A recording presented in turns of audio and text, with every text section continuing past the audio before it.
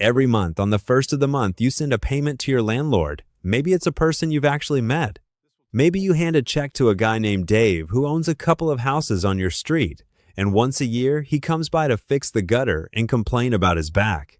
But for a fast-growing number of Americans, the answer to a simple question, who actually owns the place I live in, has become strangely, almost deliberately, hard to answer. You pay a company called, let's say, Maple Grove Property Management. But Maple Grove is owned by a holding company, which is owned by a fund, which is owned by another fund. And if you follow that chain all the way up past the friendly logo, past the local-sounding name, past 3 or 4 shell companies, you sometimes arrive at one of the largest financial institutions on planet Earth, a company that manages the retirement savings of millions of strangers and decided, a little over a decade ago, that your home was a very good place to park that money. Here's the strange part, and it's the reason most videos on this topic get it wrong. The story you've probably heard that giant Wall Street firms have quietly bought up all the houses in America is, on the actual numbers, mostly a myth. But the real story, the true one, is somehow more unsettling than the myth. Because what these companies figured out wasn't how to own everything.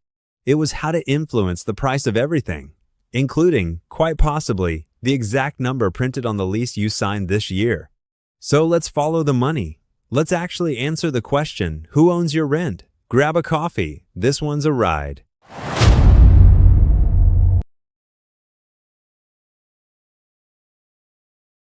To understand any of this, we have to go back to 2008.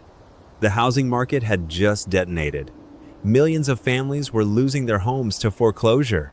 People who had done everything they were told to do got the job, bought the house, made the payments, were watching the bank take it all back. It was, for ordinary Americans, one of the great financial traumas of the modern age. Whole streets emptied out, for sale signs on every lawn, neighborhoods that looked like someone had turned off the lights. But here's the uncomfortable truth about money.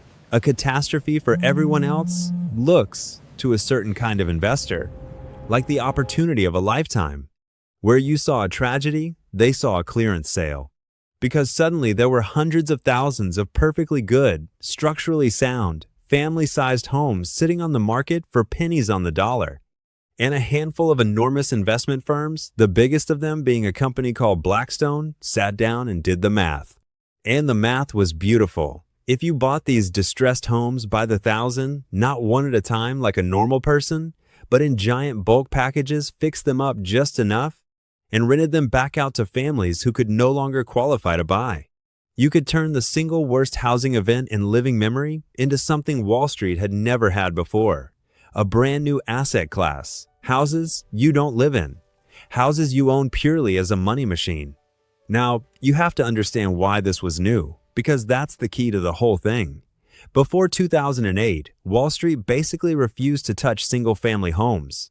They were considered too messy, too much hassle. Think about it from a big investor's point of view.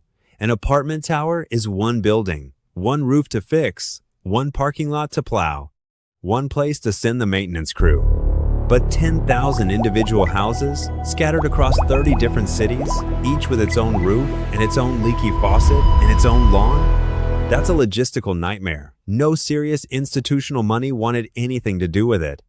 The crash and the technology that arrived alongside it changed the calculation.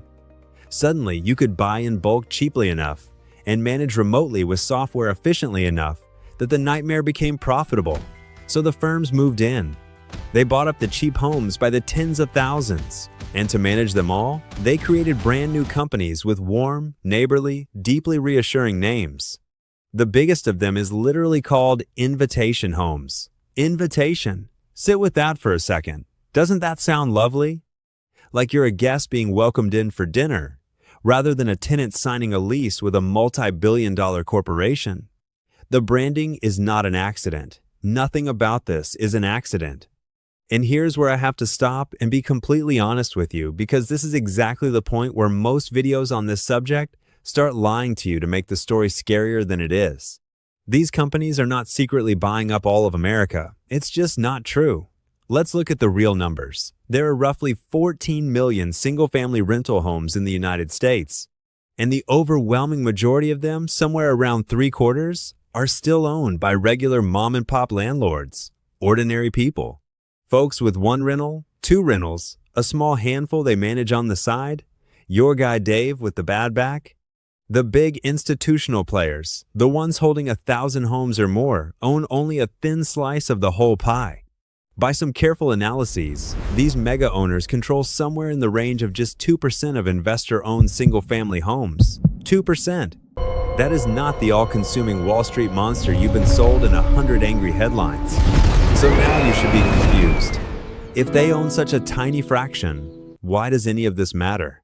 Why has this become one of the most ferociously fought-over issues in American housing, to the point where the President of the United States himself has weighed in and markets have moved on a single sentence? The answer is the heart of this whole video, because ownership was never the real source of power. The real power is something far subtler, far quieter, and far more clever.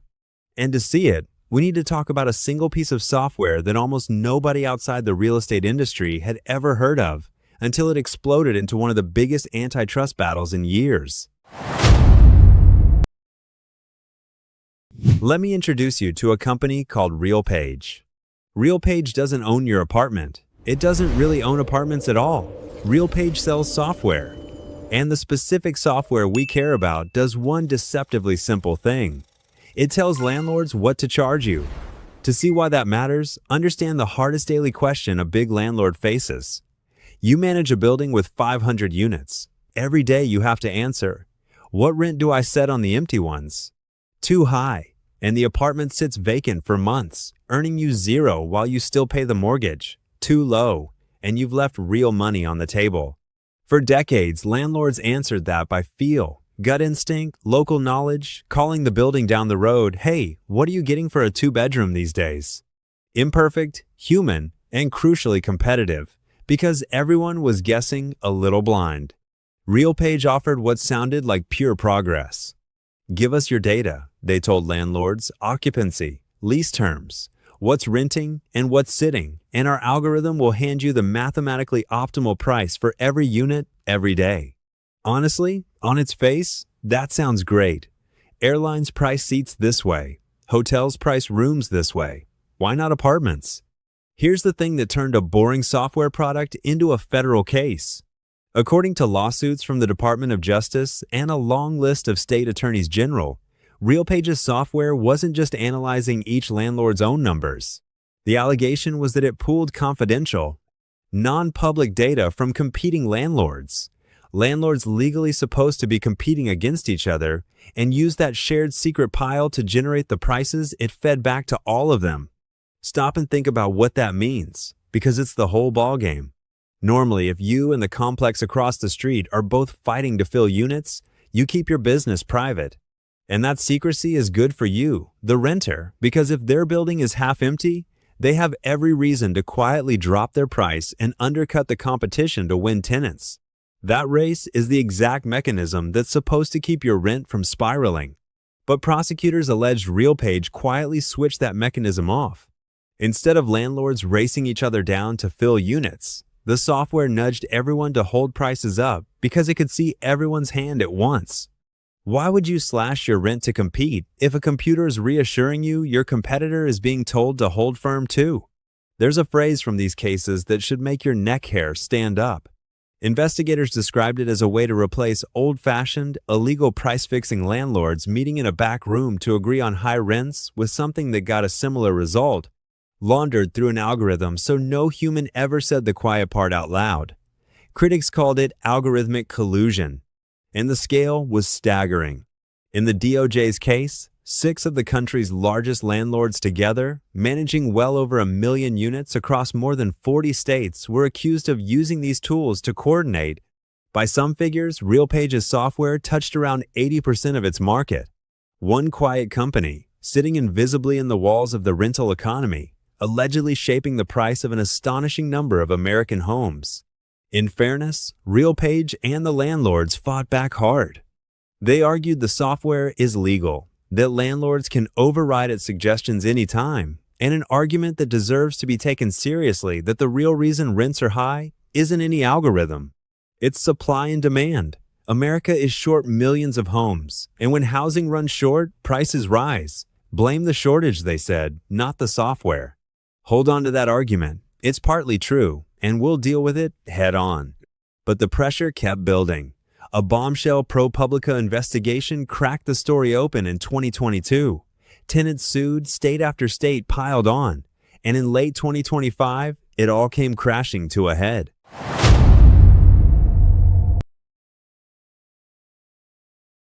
In November of 2025, the Department of Justice and RealPage reached a settlement. And how that settlement was shaped tells you almost everything about who actually held the cards. Because here's the first surprising thing. RealPage did not have to pay damages, and it did not admit to any wrongdoing.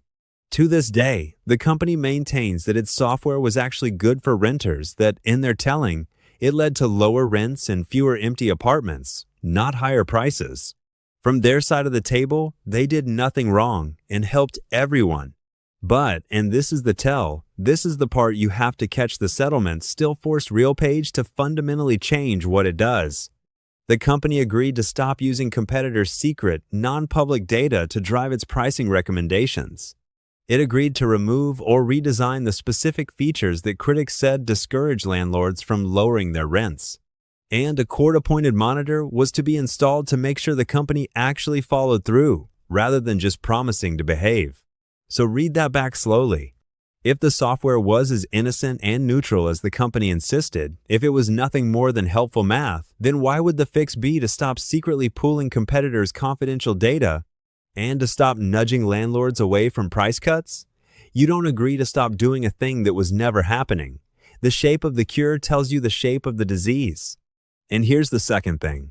It wasn't even over. Several states flatly refused to sign on to that federal settlement, choosing instead to keep fighting in court for actual damages and tougher terms. The separate cases against the big landlords themselves, not just the software company, kept right on going, and new laws began springing up across the country.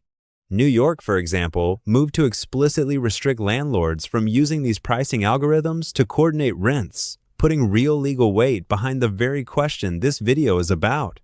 The entire political mood had shifted, and fast. Almost overnight, the phrase corporate landlord became something politicians of every stripe discovered was extremely useful to say out loud. In fact, it climbed all the way to the very top. The president floated the idea of a federal ban on large institutional investors buying up single-family homes, wrapping it in a slogan with undeniable punch: homes should be owned by people, not corporations. And here's the kicker that proves the stakes are real. The day that news broke, the share prices of the big corporate landlords actually dropped. The market itself flinched. Real money got nervous. That's not something that happens over an imaginary problem. So we're left with a genuinely complicated picture, and I refuse to just hand you a cartoon villain and send you on your way, because the honest version is far more useful to you than the angry one.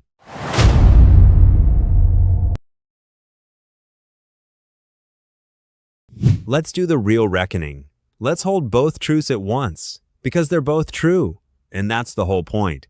Truth number one: the scary version you've been sold, Wall Street owns all the houses, is simply false. The big institutions own a small fraction of the country's homes.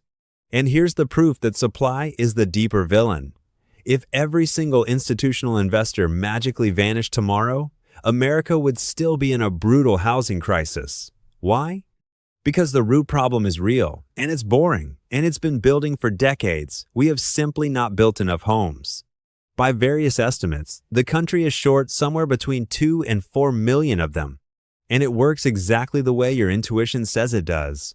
When there aren't enough chairs and the music stops, the price of every remaining chair gets bid through the roof. No algorithm required. No conspiracy needed. Just too many people chasing too few homes. So when the landlords say blame the shortage, they are not lying to you. The shortage is a giant standing in the middle of the room, and it is the single biggest reason your rent hurts. But, and it's a big but, that truth does not make everything else innocent, because here's how the two pieces lock together into something worse than either one alone. When housing is scarce, the people who control even a modest slice of it suddenly hold enormous power over the price.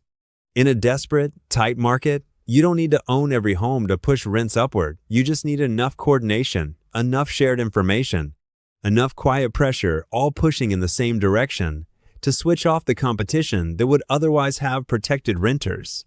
Put simply, the housing shortage is the gasoline soaked across the entire country. And the consolidation, the data sharing, the pricing algorithms, that can be the match. The shortage makes you desperate.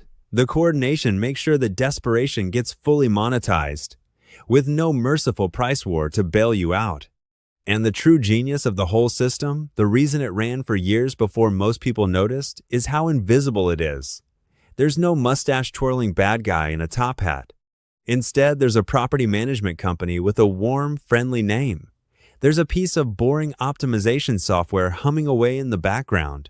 There's an investment fund that quite possibly holds a slice of your own retirement account. Every single player behaves rationally. Every single step is individually defensible. The software company is just providing data. The landlord is just following a recommendation. The fund is just seeking returns for its investors. Nobody, at any point, has to feel like the villain. And at the very end of that long, polite, perfectly reasonable chain stance, you watching the number on your lease climb a little higher every single year, with absolutely no idea who or what actually decided that it should. That's the real story. Not a thief in the night who stole all the houses. A system with a friendly logo that quietly turned the roof over your head into a financial instrument.